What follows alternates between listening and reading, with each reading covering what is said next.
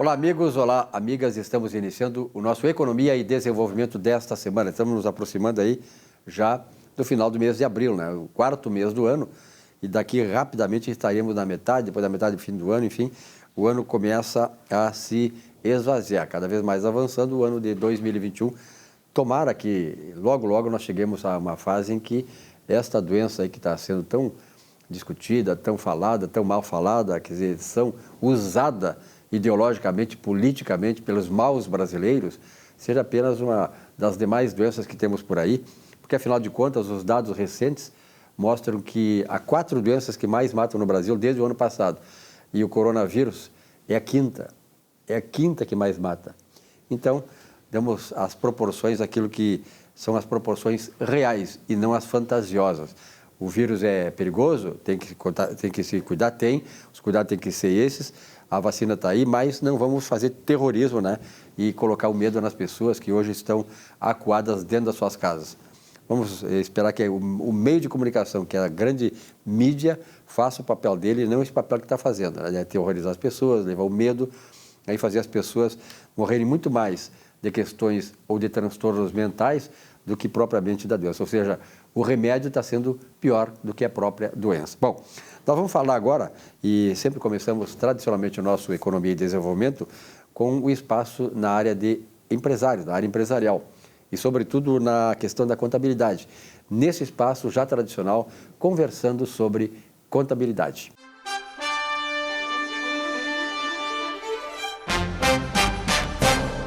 E nesse espaço, Salésio D'Agostinho, que bom tê-lo aqui novamente, Salésio. Prazer em tê-lo. A alegria e a satisfação é nossa, né? Estamos aqui Pois para... é, Salésio, esse teu espaço está sendo muito bem aceito no Brasil inteiro. Eu sei que as mídias sociais nos ajudam muito nisso, né? Mas a repercussão desse espaço contigo aqui, do Conversando sobre Contabilidade, é muito extensa, muito grande, e no meio da contabilidade, no meio empresarial, né? Tem aqui, por exemplo, a Thalita Leal, de Macapá, no Amapá. Ela faz um questionamento para ti, que é o seguinte: professor Salésio D'Agostinho, o senhor pode nos explicar como se transmite o Sistema Público de Escrituração Digital, o SPED, contábil para a Receita Federal? Sou recém-formada e o meu chefe pediu para eu fazer esse trabalho. Não sei como fazer. Como tenho assistido seus vídeos, tomei a liberdade de fazer esta indagação. Professor Salésio, e aí? Pois é, Thalita, essa tua pergunta ela é pertinente e nos transmite, né, nos leva a questionar muitas coisas. E uma delas é o nosso próprio ensino, né? Porque você sabe que o contador presta uma série de trabalhos aos órgãos públicos, né? São trabalhos que o teu próprio empregador não vê, mas que você tem que executar. E tem mais uma: se você não executar os trabalhos e cumprir os prazos conforme é estabelecido, você é punida com multas elevadas, entende? Então, o que acontece? O profissional, ele tem aquela obrigação, né? A obrigação de base, a obrigação profissional, e tem também que cumprir com uma série de obrigações que são impostas pelos órgãos públicos, a nível federal, a nível estadual, a nível municipal. Muito bem. E que esses trabalhos todos, os próprios empregadores não vê que o profissional executa esse trabalho. E são trabalhos muito importantes. E outras coisas também que nos preocupam é a própria instituição de ensino, porque antigamente, lá na década de 70, quem estudava ciências contábeis naquela época, nós tínhamos uma disciplina que se chamava as técnicas comerciais, e essa disciplina ensinava o aluno a como executar todas essas obrigações acessórias em que o profissional, né, cumpria junto aos órgãos públicos. Me parece que essa disciplina hoje não tem mais, e me parece também, né, que as próprias instituições de ensino não ensinam o aluno a como executar esses trabalhos acessórios, que é o SPED contábil, enfim, que é o E-social, que é o SPED fiscal, enfim, que é o DIRF, que é a RAS, que é aquelas informações todas que o profissional tem que cumprir quando é contratado para executar o seu trabalho. Muito bem. E você sabe muito bem que esse trabalho todo que você executa são trabalhos gratuitos, né? E que quem tem que remunerar por esse trabalho é seu cliente. Então, você tem que chamar, você tem que ter muita atenção quando você faz a proposta de honorários profissionais, porque não basta simplesmente você trabalhar para o seu cliente, você também trabalha para o governo, e ao trabalhar para o governo, você despende de um tempo bastante grande, com multas elevadas, né? E que esse trabalho o teu empregador não vê. E é necessário que você diga, olha, não basta simplesmente eu prestar um serviço lhe assessorando e fazendo com que o seu negócio prospere. Nós também temos que cumprir uma série de obrigações ao governo, aos governos, federal, estadual, municipal. Muito bem. E esse SPED contábil, né? E esse SPED contábil é uma das obrigações que o contador tem que prestar à Receita Federal. E veja o quê? Que é o Sistema Público de Escrituração Digital. Só porque é um sistema público de escrituração digital em que você não executa no próprio sistema da Receita Federal. Ou seja, você não usa o sistema da Receita, você transmite para a Receita o seu trabalho. Você executa a escrituração contábil no teu sistema, não é isso? E depois, no prazo estabelecido, que agora esse ano, quer dizer, é entregue no último dia do mês de maio, último do mês de maio, tem que entregar, ou seja, você transmite, você transporta do teu sistema para o sistema da Receita Federal, não é isso? Então, é isso. Só porque, veja só, você tem um sistema de escrituração.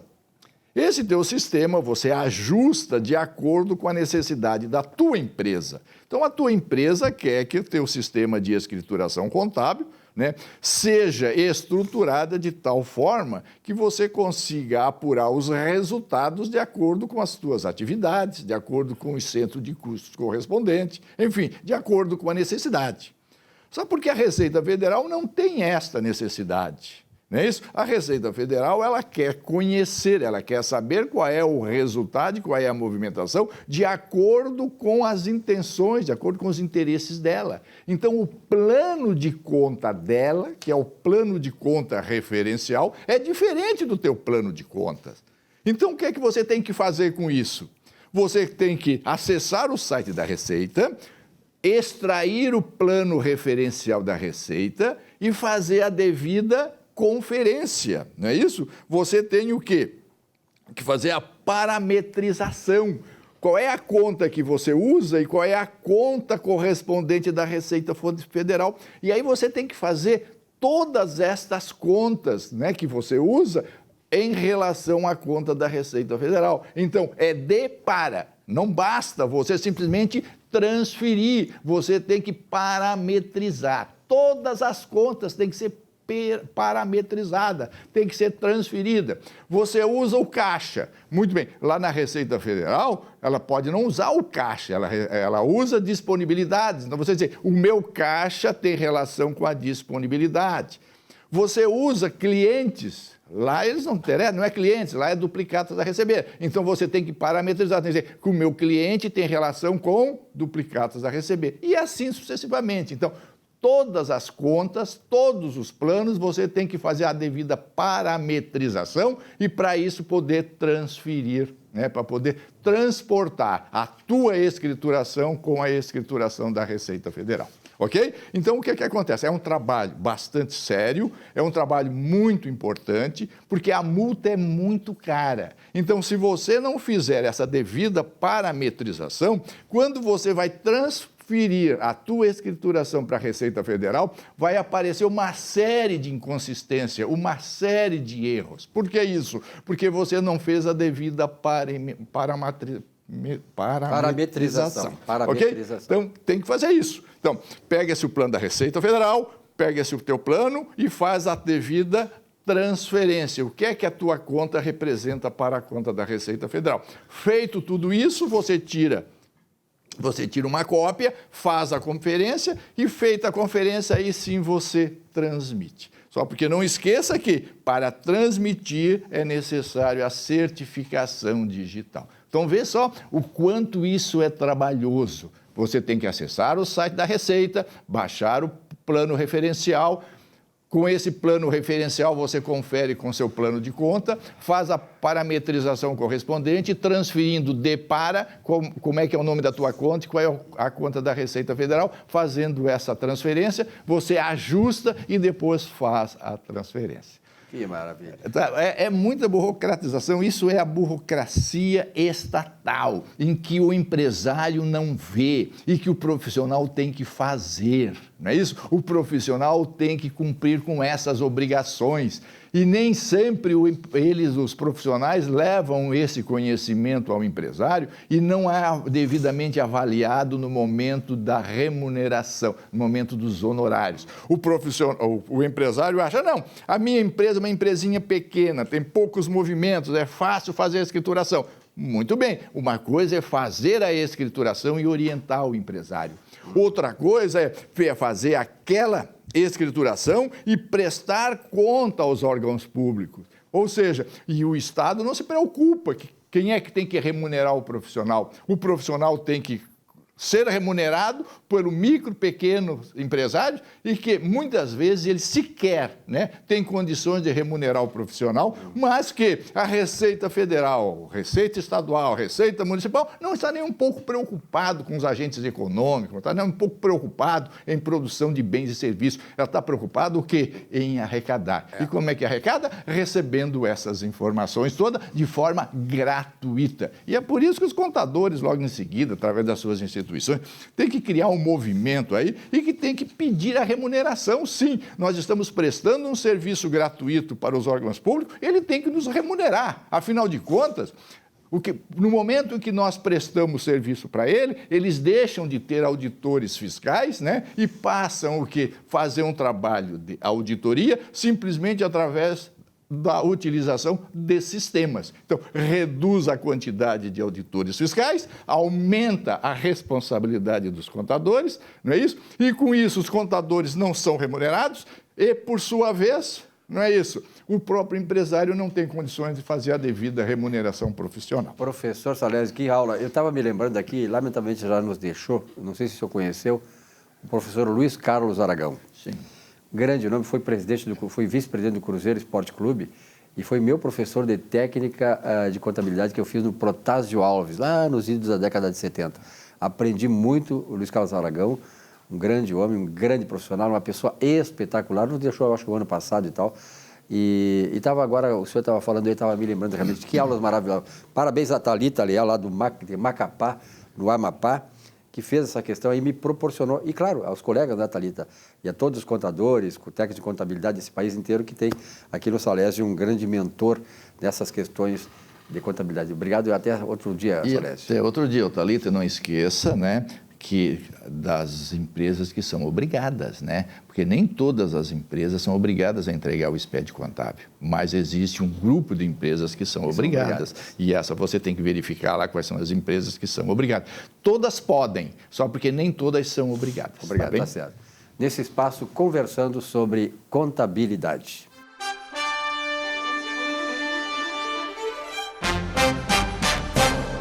Olá, o bom nome vale mais do que muitas riquezas.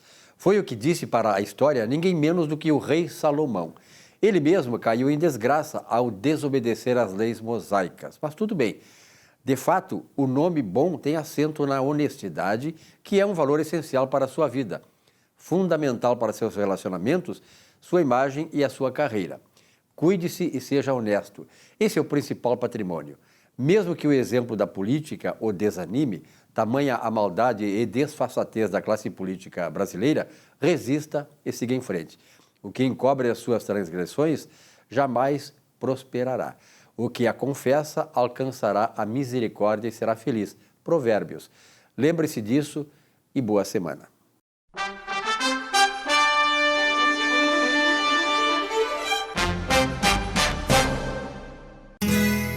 Ser gaúcho é preservar as tradições, é valorizar a educação e acreditar que um futuro melhor nasce nas páginas de um livro. É nossa tradição trabalhar duro. Temos orgulho do suor que escorre do rosto. Ele reconforta a alma e sedimenta uma vida digna. É nossa tradição valorizar o passado para desenvolver o futuro.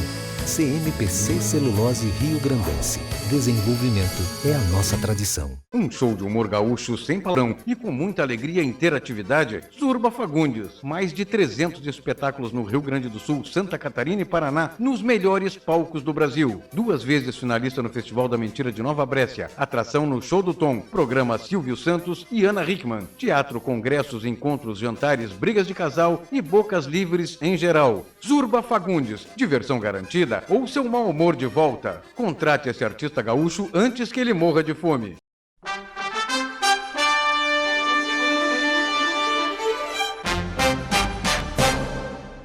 Muito bem, nesse espaço do Economia e Desenvolvimento, nós temos muita honra em receber aqui de volta, fazia horas que estava recluso em sua casa, naturalmente, pelas razões que nós todos conhecemos, mas também trabalhando com todo o cuidado, que é o Dr.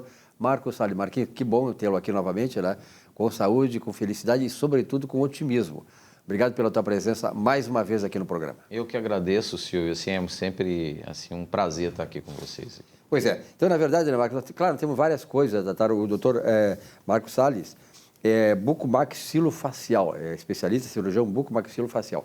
E tem muitos assuntos relacionados a essa sua especialidade que vamos tocar aqui nesta entrevista. Mas, antes de mais nada, doutor Marcos, como é que o senhor está vendo o encaminhamento das questões relacionadas com o combate à Covid? Então, na verdade, eu acho que a gente está fazendo o que tem que ser feito, né? Uhum. O país é uma extensão muito grande, né? Continental, um país muito grande. Existem vários tipos de culturas em cada estado, mas a gente está, acho que, encaminhando pelo lado correto. Uhum. E a gente tem que pensar que cada um tem que fazer o que tem que ser feito e se proteger, né? Fazer a vacina, voltar às atividades econômicas, porque a gente precisa manter esse país aqui de pé. Uhum. Eu acho que é importante que essas coisas aconteçam. Doutor Marcos, a gente sempre respeitou. Eu trabalhei muito na área médica, com médicos, desde a Associação Médica do Rio Grande do Sul, lá na década de 70. Tenho parentes médicos e amigos médicos que estão aqui no programa sempre. Então, essa relação é muito íntima, muito intensa com a atividade médica. E nós sempre respeitamos, aliás, os médicos, muito mais do que nós, e nós também, respeitamos aquilo que ele chama Código de Ética Médica. O que é o Código de Ética Médica? É um instrumento jurídico, né, que preserva a potencialidade, a iniciativa do médico em relação à doença do seu paciente, ou seja, esta relação entre o médico e o paciente. O senhor também concorda que o médico tem autonomia, receitar isto ou aquilo de acordo com as suas convicções médicas, científicas, em relação ao seu paciente?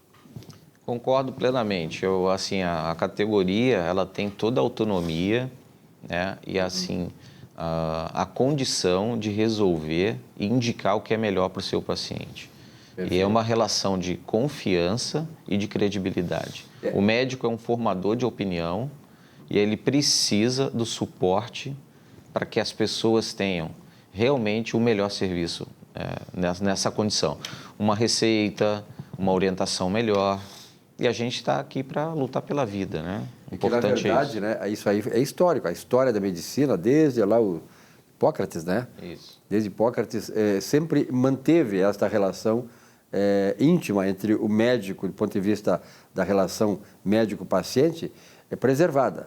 O que nós não podemos aceitar, e é isso, e foi o objetivo da pergunta, e obrigado pela resposta ter sido exatamente nesse sentido, é a interferência de terceiros por ideologia, por interesses ou por má-fé, outros interesses ou por má-fé, nessa relação, quebrar esta relação. Então, eu acho importante que as entidades médicas, assim como os médicos, como o Dr. Marcos, preservem essa visão, porque preservar isto é preservar o direito sagrado do paciente e do médico na relação entre eles em função da busca da saúde. Então, isso é fundamental, né, Dr. Marcos? Realmente, a relação médica é uma relação de confiança. É o respeito mútuo entre o paciente e o profissional.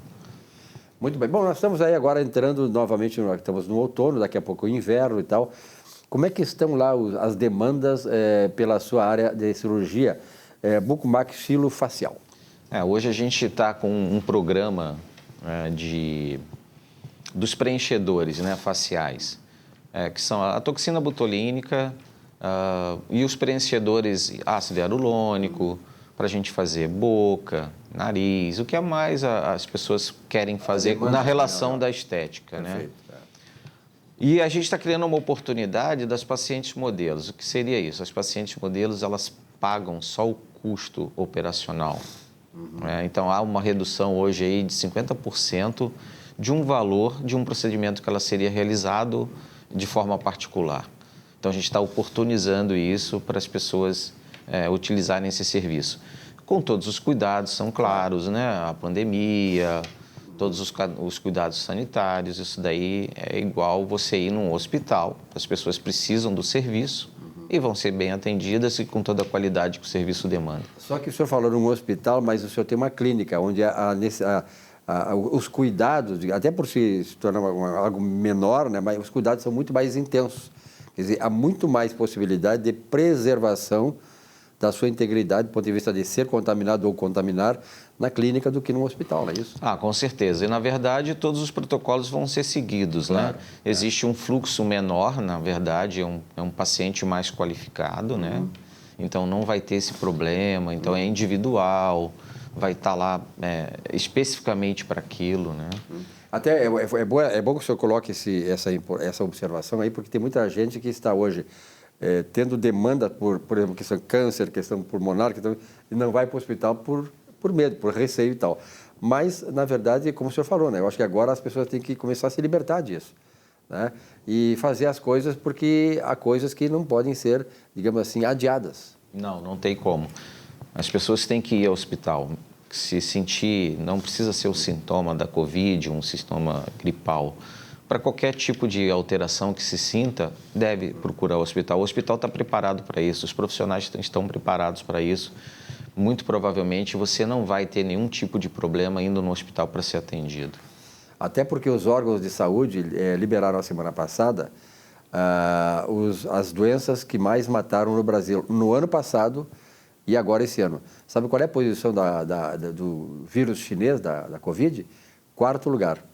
Tem 3 doenças que matam mais do que... Aliás, 5º lugar. Tem 3 doenças que matam mais do que a Covid no Brasil, desde o ano passado. Mas o foco, claro, que é o Covid, nós sabemos as razões por que isso. Bom, essa promoção, essa forma de oferecer serviços a um custo bem razoável para as pessoas, é importante até porque nós chegamos num momento ainda, doutor Marcos, e tem muitas pessoas que têm algumas coisas, alguns mitos, né? Em relação ao que come, ao que faz, aos seus procedimentos, ao seu comportamento, que estabelece o seguinte, que fazer, por exemplo, uma cirurgia, um procedimento facial, é melhor em temperaturas mais amenas e menos quentes, mais frias e menos quentes do que... E estamos chegando nessa temperatura.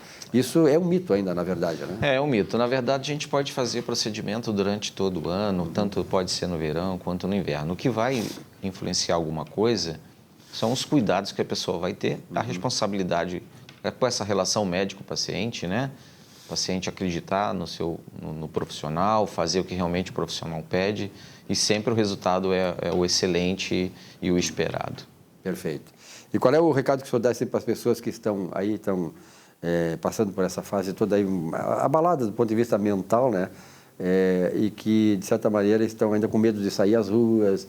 O senhor que é médico, né, que tem essa vivência toda da ciência médica, que é um pouco diferente da ciência pura. A ciência médica, ela estabelece relações da ciência com o ser humano e os seus comportamentos. Essa é a ciência médica. E a ciência pura é a ciência dos ensaios, das descobertas e tal.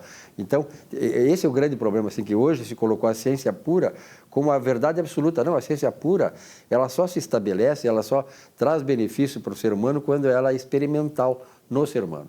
E o ser humano tem comportamentos de vida, de saudabilidade, de nível de conhecimento e tal, que afetam a ciência pura. Então, eu sempre digo, né, doutor Marcos, a ciência é importante, mas a medicina, ela traz esse componente maior, agrega a questão dos comportamentos humanos, das especificidades do ser humano, que nem sempre eles correspondem à ciência pura. Então, tem muitas coisas que dá. Por exemplo, assim, a era do totalitarismo foi o século passado, século XX. Nazismo, fascismo, comunismo e tal. E eles usaram muito a questão da ciência para submeter o ser humano. Né? Aí nasceu a bomba atômica, nasceu o medo das guerras, porque a ciência estava evoluindo a ciência de guerra. Então, essa ciência não serve. Então, os partidos totalitários usaram muito isso aí. Então, nós temos que ter esse despreendimento, que nós vivemos num século, graças a Deus, cheio de conflitos, mas uma paz bélica, do ponto de vista científico, bélico, armamentício, né? Então, nós temos que superar isso. Quer dizer, e superar isso é enfrentar os problemas, né, doutor? Doenças sempre vão existir. Esse vírus chinês veio para ficar no mundo inteiro. Isso, assim, na verdade, o que eu posso te passar, e isso aí não é uma fórmula antiga, é uma fórmula natural. Hoje, a vida, basicamente, se dá pelo equilíbrio. Isso. Né? Então, o que a gente tem que fazer? Busque o equilíbrio. O que é buscar o equilíbrio? Cuidar da sua saúde, cuidar da sua família, cuidar da sua alimentação e cuidar das pessoas que gostam de você. O seu médico, o seu profissional, o seu terapeuta, ele gosta de você, ele está ali para te servir. Então, procurem seu profissional. Às vezes é só uma conversa, às vezes é só um bate-papo. Não precisa ir fazer um procedimento, mas vai lá, receba esse carinho. Então, a gente está hoje fazendo isso. Vá na clínica, receba o carinho do profissional, converse sobre tudo e busque o equilíbrio. E trabalhar. O trabalho dignifica o homem. Essa frase é antiga, mas é verdadeira. Gente, eu estou trabalhando. O Silvio está trabalhando. Estamos trabalhando. O Câmara está trabalhando. Vamos trabalhar. Se o país parar, a gente vai afundar também. Inclusive em todos os pontos. Saúde, emocional, família. Esse vírus é um vírus social, ele destrói a família, ele não só destrói a vida. Então vamos lutar contra isso. Perfeito. Aliás, o senhor tocou num ponto que é fundamental, e o senhor como médico, claro que tem muito mais autoridade que a gente, que estuda as questões mais do ponto de vista global, né? Conhecimento mais geral, mas o senhor tocou num ponto que é fundamental, que é a questão do estilo e da vida saudável. O estilo e a vida saudável nós fazemos. Quando nós temos exercício físico, uma boa alimentação, repouso, essas coisas todas, e sobretudo não nos deixando contaminar, não nos deixando contaminar por coisas negativas. Então o que nós vimos nessa pandemia, né, de combate no vírus chinês, foi exatamente isso, destruir a nossa capacidade mental de resistir a essa coisa. Então o senhor sabe muito bem, melhor do que eu, como médico, que a mente tem um poder extraordinário. Então, na medida em que tu deixa a mente se contaminar, deixa vazios, buracos para entrar o mal, ele entra e vai acabar te contaminando de qualquer maneira. Então, tu vais até atrair essas coisas. Então, como é que o senhor define uma vida saudável, um estilo de vida? Porque uma vida saudável e um estilo de vida, aprendi com os médicos e com a medicina, ela nos traz elementos de fortalecimento mental e físico e espiritual, naturalmente, que, de certa maneira, nos afasta dessas doenças que estão por aí. Primeira coisa, acordar de bem com a vida, pensamento positivo e nunca se conformar. Não pode ser um inconformado. Levantar a cabeça e ir para a jornada de trabalho. Buscar todo dia a independência, buscar o pão de cada dia, trabalhar, proteger sua família. Essas são orientações sociais, né? Procurar fazer o bem, procurar fazer uma atividade física, que seja 15 minutos por dia. Isso vai te trazer um prazer, vai te trazer uma condição melhor de vida. E vamos falar de novo, gente, trabalhar. Trabalhar é importante. E aí nós vivemos num momento em que o trabalho foi surrupiado das mãos e da vida de milhões de pessoas, né? Por má administração do coronavírus, má administração desse vírus chinês. E nós sabemos quem fez essa administração, prefeitos, governadores e tal, e que acabaram exagerando na dose e acabaram matando o paciente. Porque eu sempre digo, doutor Marcos, que preservar vidas, tudo bem, mas a vida é um CPF. Uma CNPJ, que é uma empresa, um CNPJ, ele não vive sozinho, não é uma coisa abstrata. O CNPJ é uma empresa que tem milhares, dezenas, dele depende dezenas e milhares de CPFs. Então, preservar uma empresa é preservar vidas também. Então, faltou esse equilíbrio. O senhor concorda com isso? Concordo plenamente. Hoje em dia, foi o que eu estava te falando. O trabalho dignifica o homem. A gente precisa do trabalho. e precisa ser remunerado por esse trabalho, para trazer o sustento familiar. Isso vai causar também uma harmonia maior, então a pessoa vai se sentir bem. Os cuidados com a pandemia, todo mundo já está, desculpa a expressão vulgar, careca de saber. Se cuidar, álcool gel, máscara, não tocar nas coisas, distanciamento social, claro, tudo isso são modos preventivos de você não adquirir a doença. Se vacinar, acho que é importante a questão da vacinação, a pessoa tem que fazer o protocolo de vacinação. Eu me lembro que quando surgiu a AIDS, eu estava na TVE, década de 80, começo, 81 por aí, e naquela época as campanhas que se fez em torno da AIDS foi exatamente isso, do contato, que a AIDS se transmite através do contato sexual. Sim. Né? Então, o que aconteceu? A AIDS, à medida em que as pessoas foram se informando disso, né, elas foram tendo esse cuidado nas relações sexuais, seja entre homens e mulheres, essas coisas que acontecem hoje, com mais acentuadamente. Mas, de qualquer maneira, as pessoas acabaram... E o que acabou acontecendo? A AIDS passou a reduzir a influência dela na sociedade, porque as pessoas tomaram consciência disso. Então, o uso da camisinha, enfim, as relações sexuais passaram a ser mais comedidas, mais cuidadosas, com mais cuidados do ponto de vista da saúde, por causa do contato físico que transmitia, no caso, transmite a AIDS. Então, nós acabamos com esse grande problema que era a AIDS lá na década de 80.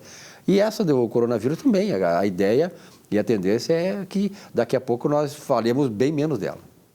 Na verdade, a gente tem que encarar como um problema e lutar contra ele. Essa é a verdade. A doença existe, ela tem um potencial muito letivo, então a gente tem que cuidar e fazer com que as pessoas tenham realmente consciência que tem que se cuidar, fazer todos os protocolos e viver, tocar a vida. De novo, ressalto, trabalhar é importante. A gente tem que fazer fundamental.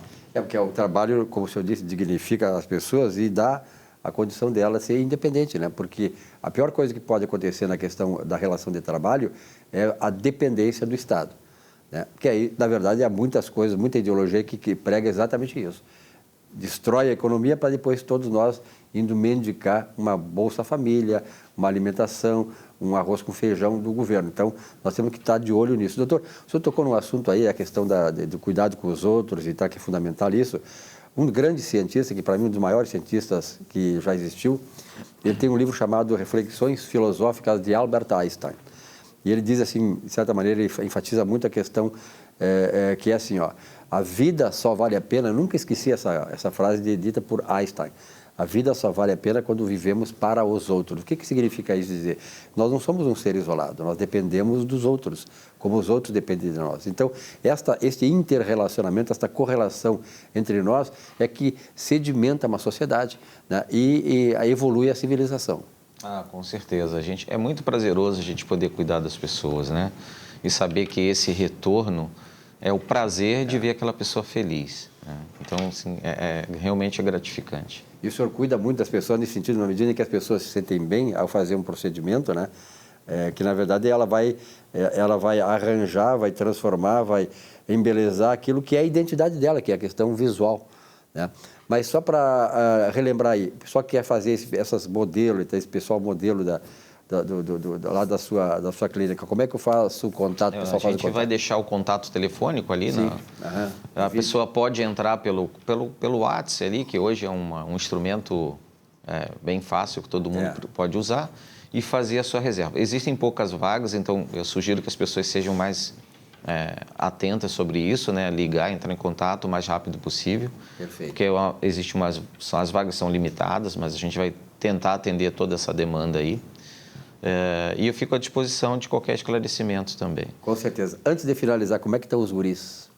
Estão super bem. Estão lá, né, na questão de pandemia, estão educação virtual ali, né, à distância, mas estão bem, graças a Deus. Que beleza. Doutor Marcos, muito obrigado pela sua presença aqui, espero que venha mais vezes, que é importante, né, trazer pessoas como o doutor Marcos, que tem essa influência grande na sociedade, e sobretudo na questão da medicina, essa questão médica da saúde de todos nós. Obrigado pelas dicas e sucesso cada vez mais. Muito obrigado. Eu só queria te pedir um espaço aqui para agradecer algumas pessoas. Claro. Que é um carinho que eu sempre procuro ter. A cidade de São José do Hortêncio, uma cidade maravilhosa do interior, Eu queria agradecer a Andréia, né, que tem me recebido lá, e as pacientes que eu tenho atendido. São José do Hortêncio. Do Hortêncio. É isso, uma cidadezinha pequenininha do Onde interior. É que fica? Fica após Ivoti, também, que é uma cidade maravilhosa. Essa zona ali é maravilhosa. Maravilhosa. Pessoal, assim, extremamente carinhoso. Um grande abraço, doutor. Muito obrigado. Um abraço. Um rápido intervalo, já voltamos aqui com o nosso Economia e Desenvolvimento. Até já.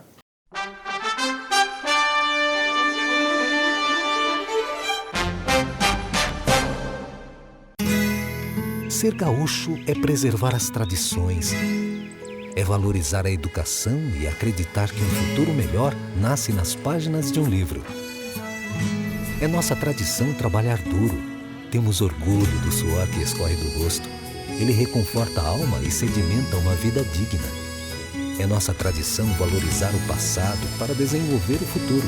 CMPC Celulose Rio Grandense. Desenvolvimento é a nossa tradição. Um show de humor gaúcho sem palavrão e com muita alegria e interatividade. Zurba Fagundes. Mais de 300 espetáculos no Rio Grande do Sul, Santa Catarina e Paraná, nos melhores palcos do Brasil. 2 vezes finalista no Festival da Mentira de Nova Brécia. Atração no Show do Tom. Programa Silvio Santos e Ana Hickman. Teatro, congressos, encontros, jantares, brigas de casal e bocas livres em geral. Zurba Fagundes. Diversão garantida ou seu mau humor de volta. Contrate esse artista gaúcho antes que ele morra de fome.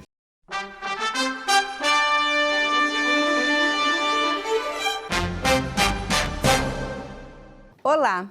Em 2020, em razão da pandemia da Covid-19, a Receita Federal prorrogou por 60 dias para a entrega das declarações, ou seja, de 30 de abril para 30 de junho, mantendo o cronograma de pagamento das restituições. Agora, em 2021, o prazo final de entrega da declaração de imposto de renda foi adiado de 30 de abril para 31 de maio, conforme a instrução publicada no dia 9 de abril pela Receita Federal no Diário Oficial da União. Essa medida adotada foi pela própria Receita Federal. Por causa do adiamento, quem quiser pagar o imposto via débito automático desde a primeira cota, deverá fazer a solicitação até o dia 10 de maio. Quem enviar a declaração após esta data deverá pagar a primeira cota por meio de DARF, gerado pelo próprio programa da Receita Federal, sem prejuízo do débito automático das demais cotas. Para aqueles que não optarem pelo débito automático, os DARFs de todas as cotas poderão ser emitidos pelo programa ou pelo extrato de declaração disponível no Centro Virtual de Atendimento no site da Receita. Também foram prorrogados para 31 de maio os prazos de entrega da declaração final de espólio e da declaração de saída definitiva do país, assim como o vencimento do pagamento do imposto relativo às declarações. Segundo a Receita, a decisão pela mudança de data é uma forma de suavizar as dificuldades impostas pela pandemia e visa proteger a sociedade, evitando aglomerações nas unidades de atendimento e demais estabelecimentos. Agora, atenção a todos. Nesta semana, dia 13 de abril, a Câmara dos Deputados aprovou um projeto que prorroga até o dia 31 de julho o prazo para entrega da declaração do Imposto de Renda da Pessoa Física 2021, referente ao ano calendário de 2020. Porém, esta mudança só entra em vigor se for sancionada pelo presidente da República, Jair Messias Bolsonaro. Neste projeto aprovado pela Câmara de Deputados, não prevê alteração no calendário das restituições. Na proposta aprovada no Congresso Nacional, se restar saldo do imposto de renda a pagar no fim da declaração, o valor devido pelo contribuinte poderá ser parcelado em até 6 meses e a quitação deve ocorrer ainda este ano. No primeiro texto da proposta, previa o pagamento em até 8 vezes, mas a regra foi alterada pelo Senado e a redução foi mantida pela Câmara de Deputados. O Senado também incluiu no texto os profissionais das áreas de saúde e segurança pública na lista prioritária para receber a restituição, o que torna necessário o retorno do projeto à Câmara e posterior envio ao presidente. O governo federal aguarda o posicionamento da Câmara e tem apenas o mês de abril para definir um possível novo prazo para a entrega das declarações de IR 2021. No ano passado, foram ao todo 31,9 milhões de declarações recebidas e a Receita espera um número ainda maior, 32,6 milhões em 2021. Fiquem atentos ao prazo para realizar a entrega de sua declaração e também quanto às novas regras no momento de informar os dependentes que foram beneficiados pelo auxílio emergencial do governo federal de 2020. Maiores informações, consulte diretamente no site da Receita Federal, gov.br/Receita Federal. Uma abençoada semana para você. Bom, neste momento de Economia e Desenvolvimento, vamos ouvir um dos nossos comentaristas aqui, destacados comentaristas que temos aqui no Economia e Desenvolvimento. Professor Saul Sastre. O Diabo Existe. O livro do Napoleão Hill, Mais Esperto que o Diabo, traduzido para o Brasil pela editora Citadel, traz uma série de reflexões sobre as diabolices do mundo. Verdade para alguns e mentira para outros. Mas eu posso afirmar, depois de tudo que eu li e vivi, o diabo existe. E eu já estive frente a frente com ele. E quem nunca esteve? O diabo existe, longe da caricatura de uma besta com chifres, corpo vermelho, rabo com ponta de seta e um tridente na mão. Ele não possui carne e nem poderia. Ele está presente em tudo que é negativo e qualquer forma física só o prejudicaria a sua atuação. O diabo existe em forma de energia e o medo é uma das suas principais armas. Ele planta nas mentes pensamentos negativos abstratos para posteriormente controlá-las. Segundo ele, tem sucesso com 98% das pessoas. Os medos mais comuns são o medo da pobreza, da crítica, da perda da saúde, da perda do amor, da velhice e o medo da morte. O diabo existe na mente dos alienados. Alienado é quem não pensa ou tem preguiça de pensar. É aquele que aceita a sua vida sem lutar por nada. Fala muito, mas não diz nada. Repete o que escuta sem nenhuma criticidade. É o pobre que coloca a sua fortuna a serviço da avareza. É a mesquinharia. O diabo existe e ele se materializa. Está nos maus hábitos, na droga, no álcool, no cigarro, no vício de querer ser o que não é, na luxúria, nas tentações mundanas, nas negociatas, na superstição, na avareza, na ganância, na vingança, raiva, vaidade, preguiça. O diabo existe e ele ainda tem oposição, que é Deus, que representa todo o lado positivo, é o positivo de tudo. É o amor, a fé, a esperança, o otimismo, a positividade das leis da natureza e do mundo. Ele está na tranquilidade da vida, na prosperidade, na alegria, na felicidade. É a vibração positiva inspirada por gente que pensa por si só e incentiva o pensamento livre. O diabo existe e para evoluir precisamos vencê-lo. Vencer o diabo é vencer a si mesmo e, como disse Platão, vencer a si mesmo é a melhor das vitórias. Uma boa semana.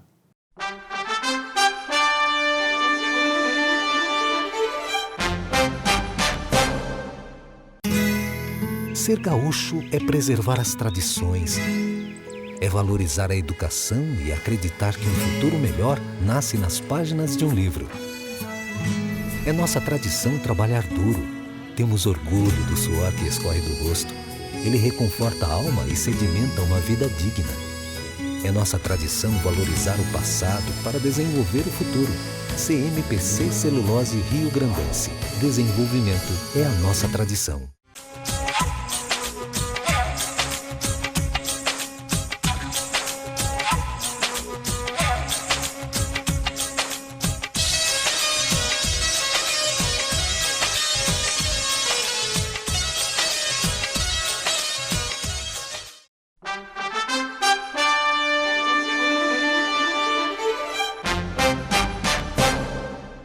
Conforme relatório elaborado pelo FMI, a vacina anti-Covid e um forte apoio fiscal, especialmente nos Estados Unidos, levaram o Fundo Monetário Internacional a melhorar as previsões para a economia global. Após a recessão histórica provocada pela pandemia no ano passado, o Produto Interno Bruto, PIB, mundial vai crescer na ordem de 6% em 2021. A perspectiva para a economia do Brasil também melhorou e o país deve crescer 3,7% em 2021.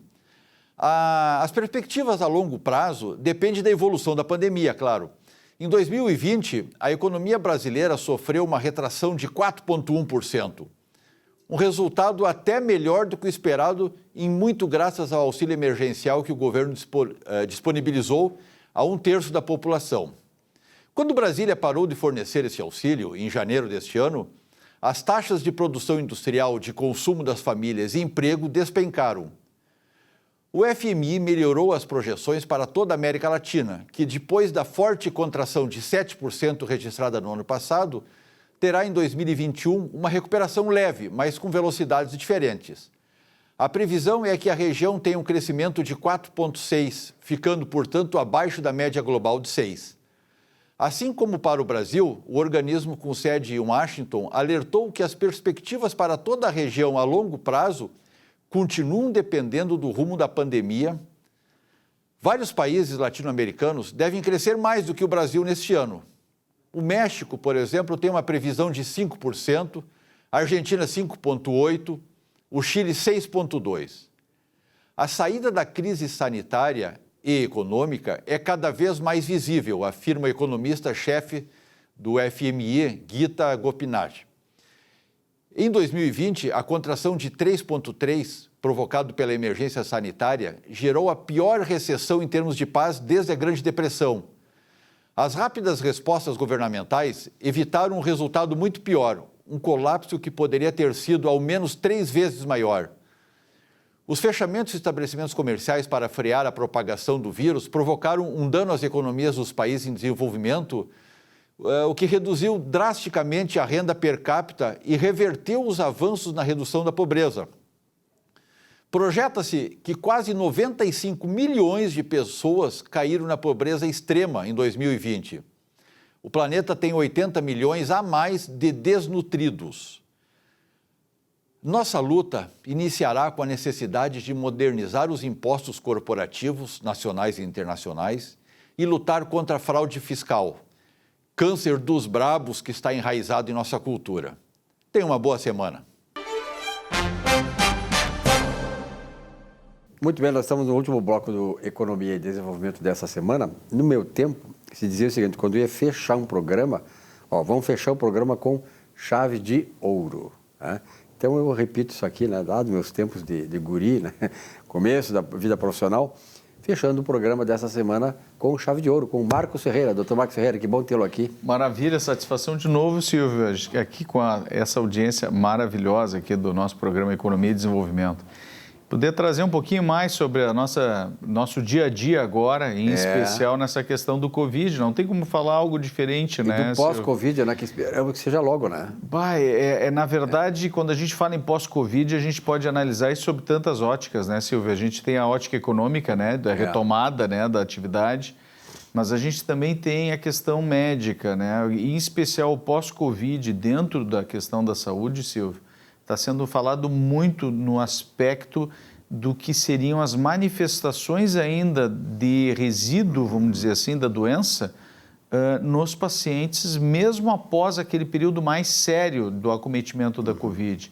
Todo mundo já sabe hoje em dia que o Covid tem pelo menos essas 3 fases, né? A primeira fase, na primeira semana, em torno de 1 a 7, 8 dias, que é a fase de replicação viral, né, quando começam os primeiros sintomas gripais.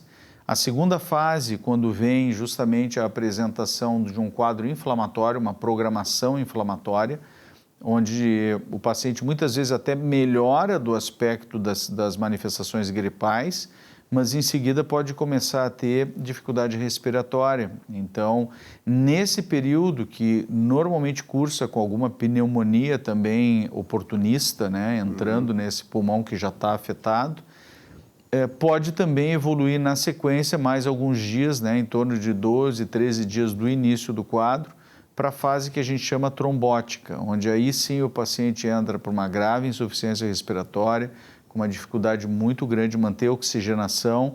A gente tem recomendado para todos os pacientes que comprem o oxímetro de dedo, aquele para medir o oxigênio, né, a oxigenação do sangue. E isso tem sido um sinal importante para nós, até mesmo antes, Silvio, da manifestação da dificuldade respiratória. Então, o paciente vai monitorando a sua oximetria e nos passando isso. E isso é muito importante entender, que o médico é um aliado crucial dentro do enfrentamento dessa doença.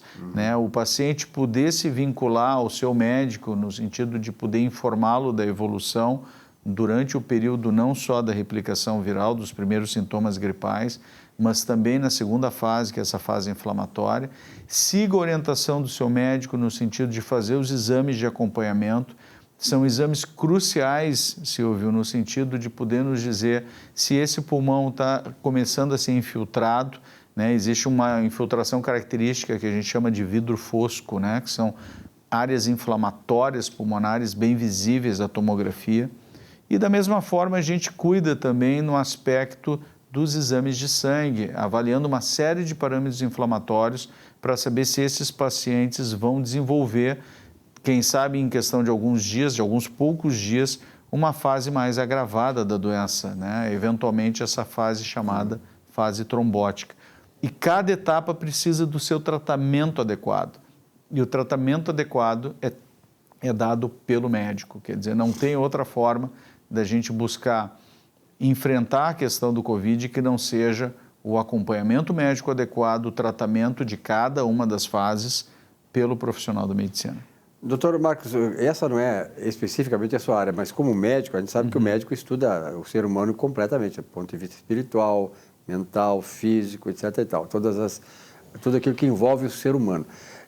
Naturalmente que esse processo todo, né, de enfrentamento, já nem vou falar no enfrentamento político, mas enfrentamento da doença e pelos aspectos políticos que isso acabou procedendo, ele vai trazer sequelas também do ponto de vista cognitivo e mental nas pessoas. Como é que o senhor avalia isso? Direto, na verdade, nós já temos estudos mostrando, inclusive, que 1/3 dos pacientes acometidos de Covid podem apresentar algum grau de comprometimento de fato cognitivo em testes, né, de avaliação de funções cognitivas. E entre as funções cognitivas nós podemos salientar a memória, a atenção, né, a capacidade de manutenção de foco, do raciocínio. Então, é muito importante a gente entender que todo esse conjunto de manifestações, Silvio, que são as repercussões não só no aspecto mental, no aspecto cognitivo, mas no aspecto também psicológico, no aspecto pulmonar. A gente está recebendo muitos pacientes agora no período pós-Covid, ainda com sequelas pulmonares, né? Precisando de um suporte importantíssimo das equipes de fisioterapia. Os fisioterapeutas são aliados cruciais no tratamento do Covid, não só nas fases iniciais, como também nas fases mais tardias e nas fases de reabilitação do pulmão. Então, todo esse conjunto de profissionais da saúde são essenciais, psicólogos também, para o enfrentamento das ansiedades, das depressões, muitas vezes, que advêm após um período de enfrentamento de uma doença tão séria como a Covid. Então, vivenciamos também, como tu bem relataste aqui, a questão do embate político que se transformou em uma questão de saúde, quando, na verdade, a gente deveria estar vendo isso exclusivamente pela ótica da saúde, né? É ridículo a gente ter que estar discutindo, eventualmente, com uma população mais jovem, que muitas vezes vem já dentro de uma doutrinação política, né? Sem um entendimento adequado das questões técnicas do ponto de vista médico, querer discutir o tratamento, né, da doença, né?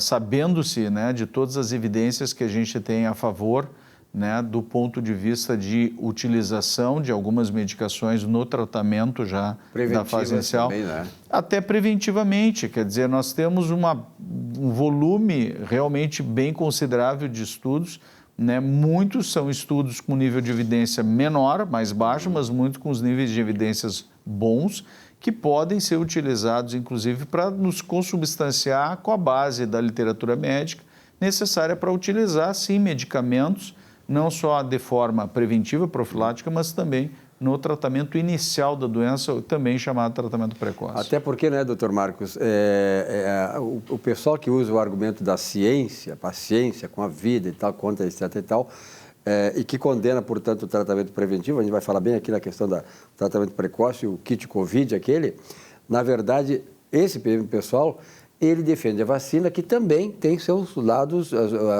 o seu lado não científico, que não está totalmente comprovado. A vacina também tem a sua falta de comprovação. Uma percentagem grande da vacina não dá resultado, ou seja, ela não é cientificamente absoluta. Então, essas pessoas que defendem isso e condenam o kit Covid, elas não querem reconhecer que, como o senhor falou, tem milhares de pessoas que estão sendo salvas preventivamente na utilização desses medicamentos. Isso é uma verdade. Então, nós temos, na verdade, os dois lados da moeda em relação a todas as formas de enfrentamento dessa grave pandemia, né? E especificamente em relação às vacinas, o que a gente tem de evidência hoje, Silvio, é que, de fato, há uma redução importante do agravamento da doença, né? Então, vários trabalhos têm sido apresentados no sentido de demonstrar, sim, que nós temos uma redução do agravamento. Agora, claro, temos tecnologias e tecnologias utilizadas em cada uma dessas vacinas, né? Quando os pacientes me perguntam, né, qual que seria mais segura, a gente normalmente tem recomendado aquelas que utilizam a tecnologia tradicional de produção de vacina.